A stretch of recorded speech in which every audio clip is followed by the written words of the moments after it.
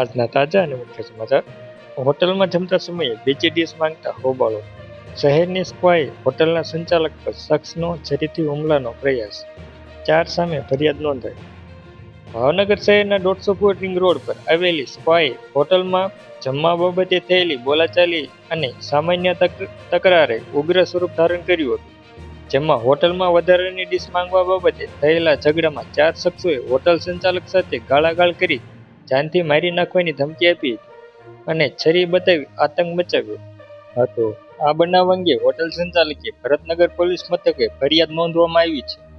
હોટલમાં ગ્રાહકે બીજી ડીશ ન આપતા હોબાળો. શહેરના 150 ફૂટ રિંગ રોડ પર નીલકંઠ નગર સામે નારાયણનગર સોસાયટીમાં રહેતા અને સ્પાઈ હોટલ ચલાવી રહેતા પોતાનું પરિવાર ગુજરાન ચલાવતા જગદીશભાઈ મથુરભાઈ ખેરાળ નામના વેપારી 29 જુલાઈ 2026ના રોજ રાત્રિના 9:30 વાગ્યાની આસપાસ પોતાની હોટલમાં હાજર હતા. તે દરમિયાન હોટલમાં ગ્રાહકો જમી રહ્યા હતા ત્યારે જમવા બેસેલા એક ગ્રાહક હોટલના માણસ પાસે બીજી ડીશ માંગી હતી.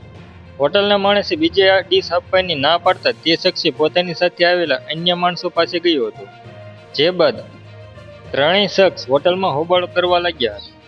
એક શખ્સે ગાળો આપી છરીની હુમલાનો પ્રયાસ કર્યો હતો. જે અંગે હોટલ સંચાલક જયદીપ ત્યાં પહોંચી તેમને સમજાવવાનો પ્રયાસ કર્યો હતો અને શાંતિથી જમી લેવા અથવા પૈસા પાછા આપી દેવાની વાત કરી હતી. જોકે શખ્સોએ જગદીશ સાથે ઉગ્ર માથાકૂટ શરૂ કરી દીધી હતી. તેઓ મોટેથી ગાળો બોલવા લાગ્યા હતા અને આજે તો જાનથી મારી નાખવો છે તેવી ધમકી આપી હતી. તે દરમિયાન એક શખ્સ પોતાની પાસે રહેલી છરી બહાર કાઢી હુમલાનો પ્રયાસ કર્યો હતો.